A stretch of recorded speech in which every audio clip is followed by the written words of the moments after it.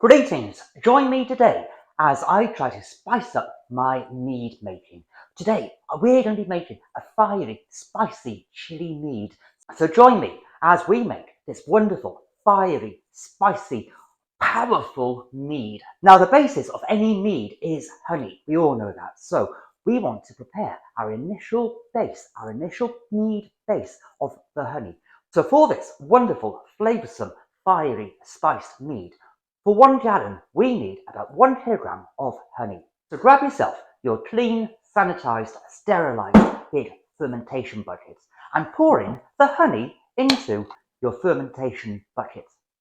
I like to rinse the honey pots out with boiling water just to extract all of the extra stickiness, the sticky honey that's clinging to the sides, and then pour that in on top of your honey that's in your bucket. And now we need to pour over 2 litres of near boiling water on top of the honey just to make sure that it's all mixed in and not just sitting at the bottom of the big fermentation buckets.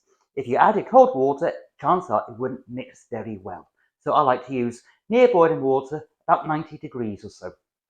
So pour that straight in and give it a really good stir.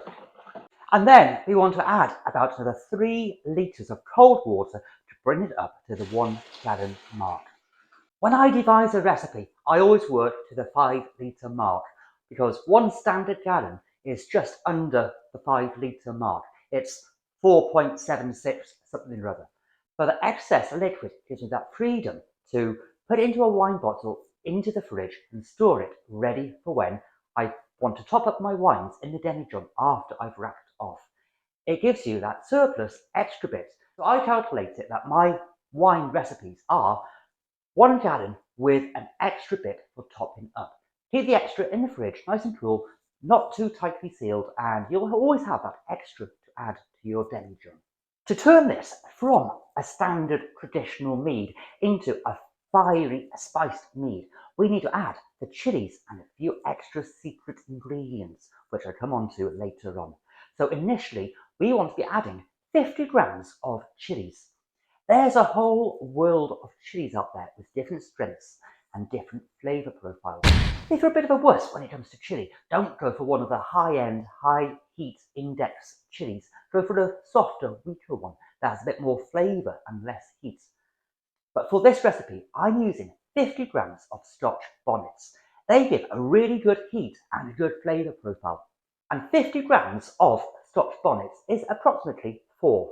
So what we want to do is destalk, slice and de-seed your chili peppers as much as you can. The seeds will provide too much powerful heat, whereas the flesh just gives enough heat and the flavour that you want compared to just that potency that will sting your tongue. With the chilies chopped and set aside, we want to move on to the next ingredient, which would round off those chilies and add a bit of a back aroma and back flavour that hits you on the back of the nose and back of the throat. And that is a knuckle, about 50 grams of ginger root. So slice your ginger root into small little chunks. You could use ground ginger, but I always prefer to use the proper raw root. It just gives the wine or the mead that much more authenticity and realness to it. One of the flavours that really complement the ginger and the chili heat and spice is cardamom pods. The cardamom pods really bring out the sweet notes of the mead and also of the ginger and the chili peppers. Into the pot that contains your ginger and your chili peppers, add 5 cardamom pods. And there are a few extra things that I do like to add. They are not essential, they only contribute a small amount of extra flavour that balances out the chili and the ginger. And they are some cloves and a cinnamon stick. The cinnamon really adds a rounded body, and the cloves add that bit of high note that really, oh, fantastic. But don't add too many cloves.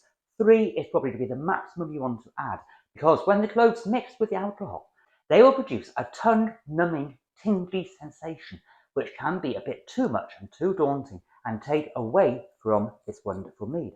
So I'm going to put in 3 cloves and 1 cinnamon stick into my pot of spices. What we want to do now is put your spices into a muslin bag or one of these vegetable bags you can get from supermarkets.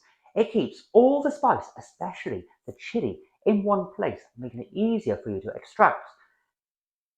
Because if any of the chili, especially those seeds you might have missed, go into the secondary fermentation, it will pretty much be too strong and too much. So you want to pour in the spices into a little bag with little holes, or you could use a pair of tights. They work brilliantly well, provided you wash them after wearing them. So pouring the spice into your bag. And then close up the bag, making sure nothing can escape into the mead, and drop it in to the honey and to the water. And those spices and the chili will extract into the juice, into the honey, and create a lovely, divine, fantastic, amazingness that was going to tickle your tongue and be delightful and divine and fantastic. And what we need to do now, just to finish off this section of the wine, is add your yeast and yeast nutrients. And I'm using a mead yeast by Cross My Loof. You can use any type of yeast you like for this recipe, but I do like using the mead yeast. It just brings out that honey flavour a lot more than, say, a general purpose yeast. So sprinkle in your wine yeast, mead yeast, whatever yeast you're using. Sprinkle it in on top of the honey. And then simply put on a lid onto your bucket. Set it aside in a warm place for a week. Let those spices and the chili extract the flavour and the potency into the honey and the water and the liquid. Fantastic. And then I'll be right back with you in a week's time to continue this amazing fiery spiced mead recipe. Fantastic. Greetings! A week has passed and the chilies and the ginger and the cinnamon and the cloves have been fermenting away within your budget, and the aroma coming off it is divine, sublime. It's the honey meeting the chili and the spice and just really so powerful, so fiery, so delightful. So what we need to do now is scoop out that bag containing the chilies and all the other spices that we've added. And then what we need to do is simply pour in your mead into a clean, sanitised, sterilised demijohn through a funnel. Overfilled it, but never mind. I'm going to grab a straw and give that a good suck and reduce the level right the way down. You want your demijohn to be full, but not that full. I've just had a wee sip to reduce the level of the mead, and my gosh, it's potent. It's strong, it's powerful, it's fiery. It's like having a mouthful of sweet chili powder just mixing around in your mouth, sitting on your tongue, tingling it, numbing your mouth, numbing your tongue. It's not too strong, it's perfectly awesome, but as it matures, the potency will reduce down and the sweetness will start to come through even more. So what we need to do now is insert a clean airlock into the neck of your demijohn, then set this aside in a warm place to carry on fermenting. So all the fermentables within the demijohn, within the honey, gets turned to alcohol. Then once it's finished fermenting, you can rack it off, set it aside in a cool place to mature for as long as you like. The longer you leave this, the more subtleties of the flavour of the honey come through, and the powerful chilliness reduces slightly, and it just becomes a divine winter warmer, fantastic tipple to have. And whilst your spiced chili mead is fermenting, why don't you go and make another wine or mead, such as this one up by here? And I'll see you all really soon. You have a good day now.